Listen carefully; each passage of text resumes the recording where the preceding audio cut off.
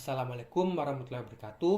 Perkenalkan, nama saya Nabil Lutfi Hadi, mahasiswa Universitas Sriwijaya dari Fakultas Kedokteran Program Studi Pendidikan Dokter dari kelas beta angkatan 2023 dengan NIM 04011282328161. Pada kesempatan kali ini, saya ingin memberikan sebuah edukasi tentang kesehatan jasmani dengan dosen pengampunya Pak Arwan bin Laito, SPD MKes. Oke, pada presentasi edukasi jasmani ini, saya akan membaginya menjadi 3 subbab, yaitu yang pertama, fisiologi otot rangka, yang kedua, kebugaran dan fleksibilitas tubuh, dan yang ketiga, latihan peregangan dan fleksibilitas tubuh. Oke, kita ke subbab yang pertama, yaitu fisiologi otot rangka. Otot rangka merupakan sel otot dengan membrannya merupakan sarkolema, dan di ujung ototnya terdapat serat otot yang mengumpul menjadi tendon otot, dan sarkolema yang menyatu dengan serat tendon, dan tendonnya melekat ke tulang. Berikut adalah gambaran fisiologis dari otot rangka.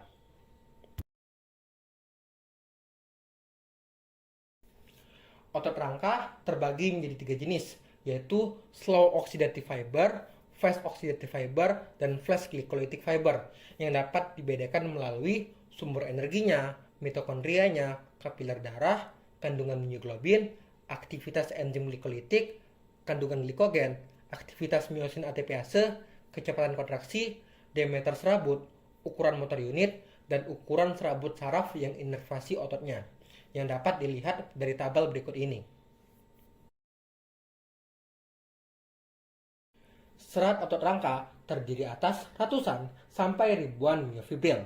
Yang kedua, miofibril terdiri atas kurang lebih 1.500 filamen miosin dan 3.000 filamen aktin.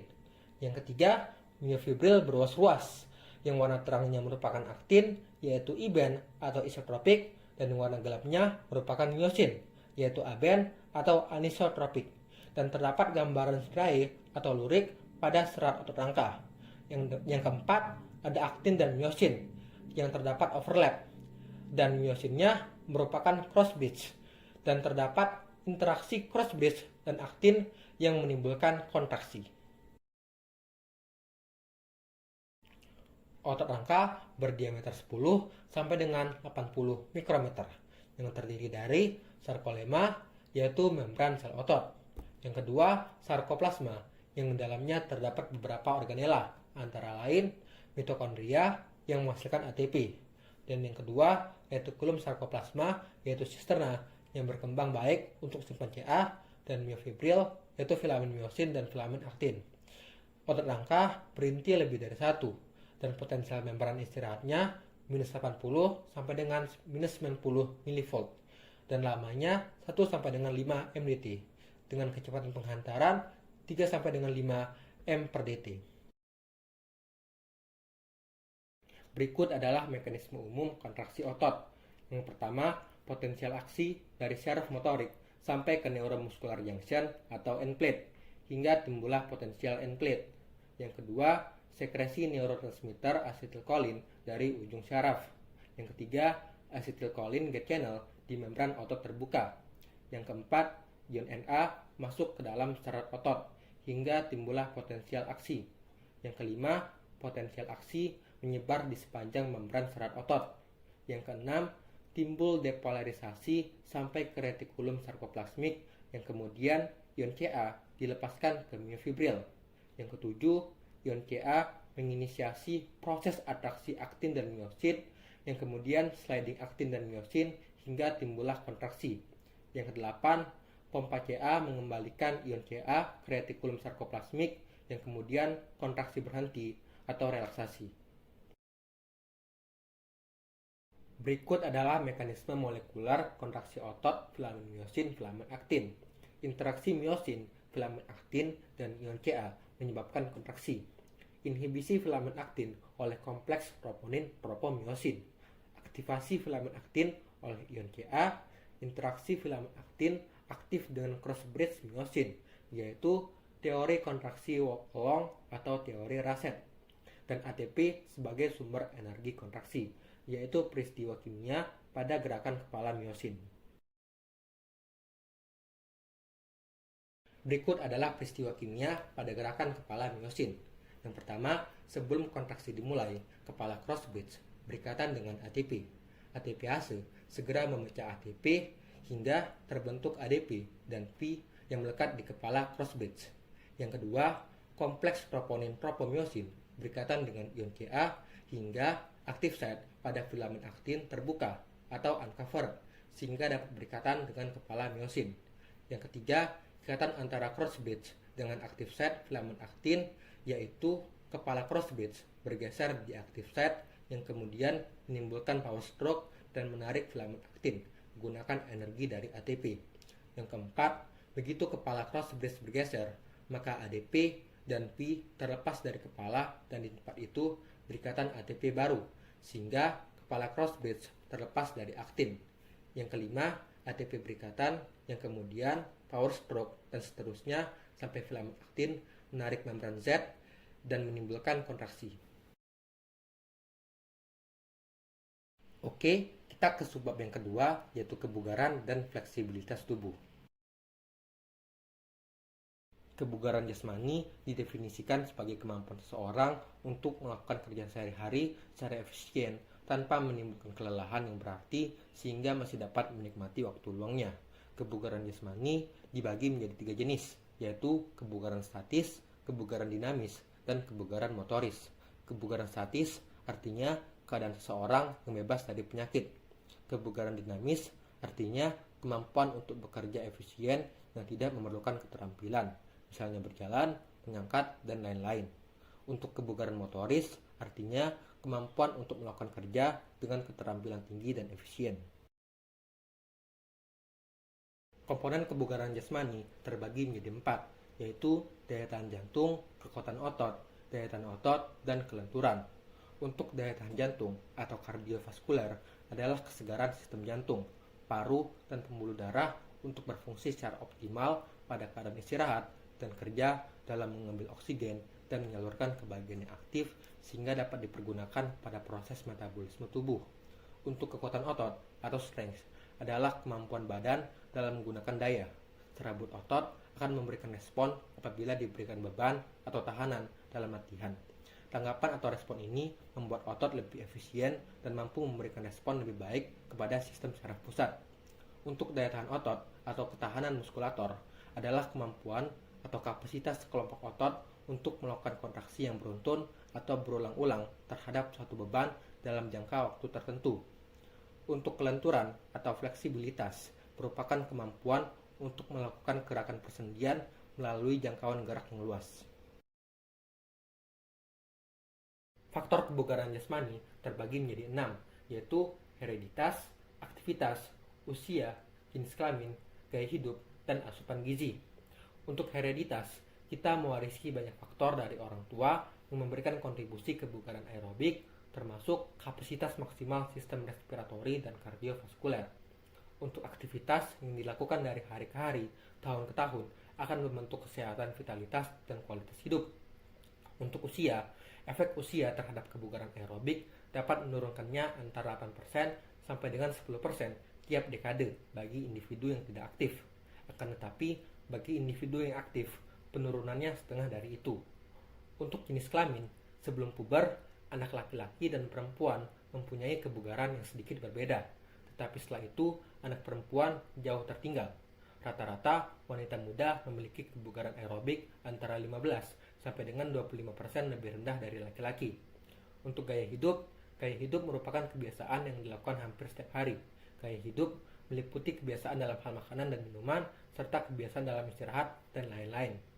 Untuk asupan gizi, yang dianjurkan adalah gizi yang seimbang antara karbohidrat, protein, lemak, vitamin, dan mineral. Untuk manfaat kebugaran jasmani terbagi menjadi 2 aspek, yaitu aspek fisik dan aspek psikologis. Untuk aspek fisik, manfaat kebugaran jasmani antara lain menurunkan resiko terjadinya penyakit degeneratif, mengendalikan berat badan, dan memperbaiki fleksibilitas otot dan sendi. Untuk aspek psikologis, manfaat kebugaran jasmani antara lain meningkatkan rasa percaya diri, membantu mengendalikan stres, dan mengurangi kecemasan dan depresi. Oke, kita ke sebuah yang ketiga, yaitu latihan peregangan dan fleksibilitas tubuh. Peregangan adalah cara sederhana dan tak menyakitkan untuk mempersiapkan tubuh melakukan gerakan. Bila dilakukan secara teratur dan benar, peregangan bisa menghindarkan tubuh dari cedera dan membuat tubuh mampu mengeluarkan kemampuan tubuh. Peregangan harus disesuaikan dengan struktur otot, kelenturan, dan berbagai tingkat ketegangan. Kuncinya adalah teratur dan rileks. Untuk peregangan terbagi menjadi 4 jenis, yaitu peregangan dinamik, peregangan statik, peregangan pasif, dan proprioceptive neuromuscular facilitation atau PNF.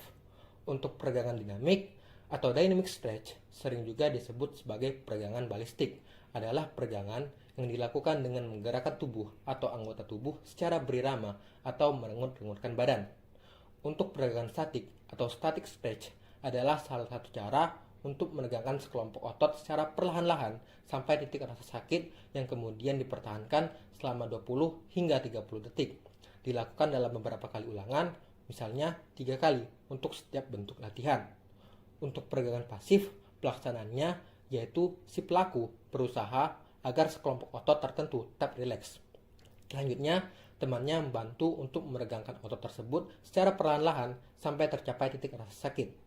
Peregangan itu dipertahankan selama 20-30 detik. Untuk proprioceptive neuromuscular facilitation atau PNF, pelaksanaannya yaitu melakukan pengeluaran dengan bantuan orang lain, atlet yang sedang melakukan peregangan statik. Selanjutnya, temannya mendorong secara perlahan dan atlet yang sedang melakukan peregangan menahannya sampai terjadi kontraksi isometrik. Beberapa detik kemudian, atlet yang sedang melakukan peregangan melakukan relaksasi dan temannya terus mendorong hingga titik optimum.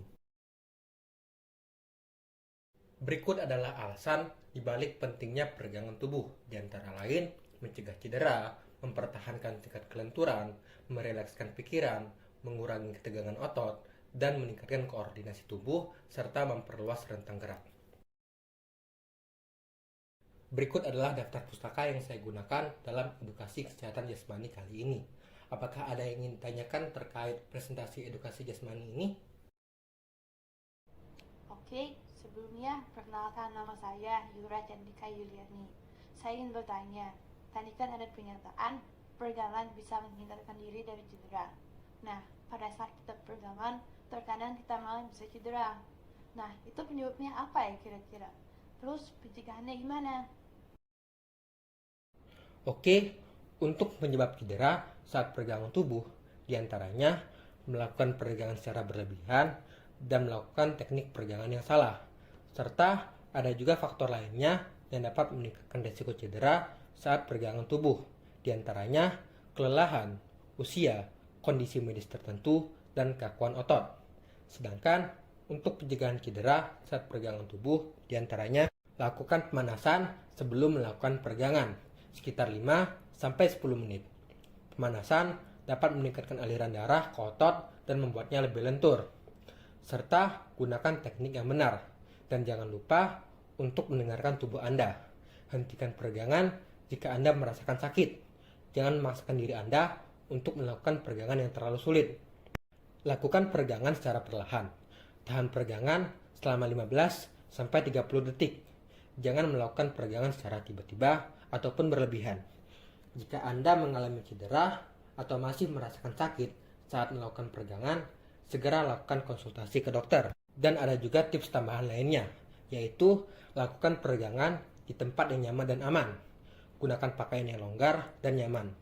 Bernapaslah dengan normal selama peregangan dan minumlah air putih yang cukup sebelum, selama, dan setelah peregangan. Dengan mengikuti tips-tips di atas, Anda dapat mengurangi risiko cedera saat melakukan peregangan dan mendapatkan manfaat maksimal dari latihan Anda. Oh, ternyata begitu. Oke, terima kasih atas informasinya. Oke, sama-sama. Yang lain, apakah ada pertanyaan? Jika tidak ada, saya izin untuk mengakhiri presentasi edukasi kesehatan jasmani ini. Sekian dari saya, semoga ilmu yang didapatkan dari edukasi kesehatan jasmani ini dapat bermanfaat dan dapat diaplikasikan di kehidupan sehari-hari. Terima kasih sudah meluangkan waktu kalian semua untuk mendengarkan edukasi kesehatan jasmani dari saya. Mohon maaf apabila ada salah kata dan kepada Allah saya mohon ampun. Saya akhiri dengan wabillahi taufiq wal hidayah. Wassalamualaikum warahmatullahi wabarakatuh.